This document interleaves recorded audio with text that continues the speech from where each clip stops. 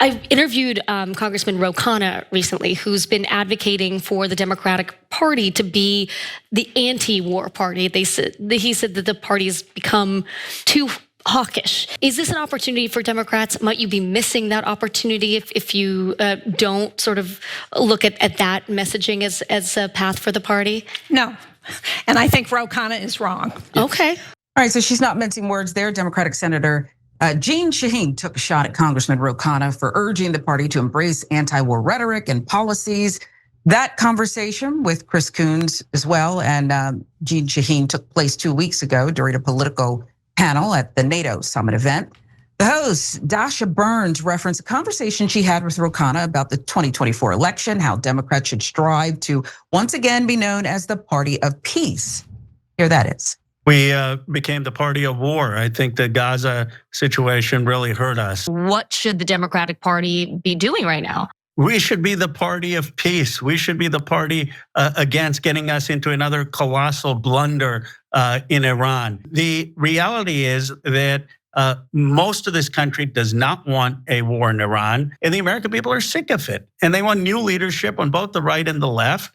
And I just think that the old guard is way out of touch with where the country is. But again, Shaheen couldn't disagree more, and she explains why in this next one.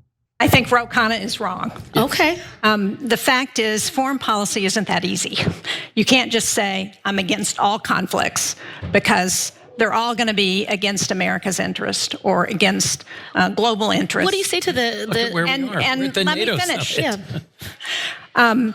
I think support for the war in Ukraine is very important to democracies around the world and very important to the United States and our own national security. I think it's an important message for us to send to our allies and partners as well as our adversaries. I don't want to be involved in any wars, isolationist movement. We've been down that road. We saw what happened at the start of World War II, and that was not a place where I think we want to be again as Americans. You don't just say, no, we're going to be against all wars everywhere, because that may not be what's in America's interest. And that may not be what keeps us safe and secure in the long run. Americans are smart enough to understand why isolationism does not work, but context is everything. At no point did Shaheen or Chris Coons bring up the war going on in Gaza or military support for Israel. They stuck to just talking about Ukraine and our European and Asian allies. So what do you make of this? She couldn't be more at odds with Ro Khanna and most of the American people when polled. Cenk? Yeah, I used to jokingly call her Mean Gene Shaheen because I mean she's kind of irrelevant, never does anything, you never hear from her. But now, okay, she lived up to her nickname. Good for her. So when did the Democrats become the pro-war party? Because those two were like, what do you mean? Oh, of course we're pro-war. Democrats are pro-war. Ro Khanna's wrong, anti-war nuts. I mean, I'm old enough to remember when the Democrats were the anti-war party. But apparently in Washington, they switched and never told their own voters, because their voters are very anti-war. So that's the policy part of it. The politics of it is, are you insane when the overwhelming majority of the American people are now anti-war? I mean, I wanted this population back when we had the Iraq war. Young Turks was on the air. I would have loved this kind of popular support for anti-war back then, and we couldn't find it. Now the right wing joins us, their voters, not their politicians, and goes, yeah, I'm anti-war. And now the lunatic, idiot establishment Democrats are like, no, we're against the majority of the country, and now we're a pro-war party.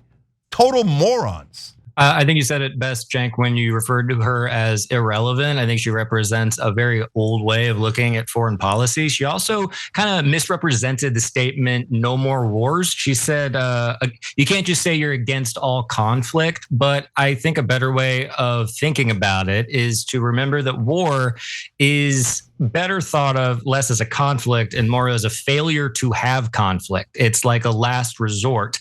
And they seem to have forgotten that. And Mean Gene Shaheen seems to think that the conflict and the war are synonymous, and they're not. You can have conflict. No one is saying who is against war that there won't be conflict. And I think it's a little demeaning to voters to put it that way.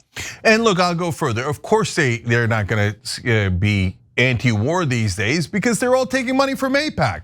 And AIPAC is telling them, yeah, you're gonna fund this war. And if Israel tells you to bomb Iran and go to war, you'll go to goddamn war. So Chris Coons and Jean Shaheen are there to go, yes, sir, of course, sir, of course, sir. So like, I'm tired of everybody's lies. It's disgusting. And the media is like, oh, no, I bet that doesn't affect them.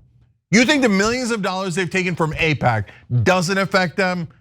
They just constantly insult our intelligence. No, those establishment politicians, both in the Republican Party and the Democratic Party, are all pro-war because their donors told them, ordered them to be pro-war, including the defense contractors, the oil companies that love war in the Middle East to drive up prices. So what you saw there in that video is the face of corruption. Good news, they're fighting another Democrat, Ro Khanna. Ro Khanna has joined the rebellion. He's part of Rebellion PAC. You can check that out at rebellionpac.com. Just go to Ro Khanna's website.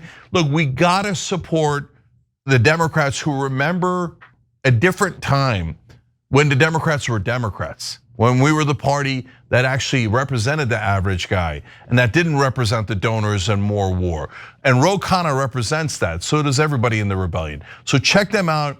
Let's rebuild a new Democratic Party, which would be ironically the old Democratic Party when we were all anti-war. Every time you ring the bell below, an angel gets his wings. Totally not true, but it does keep you updated on our live shows.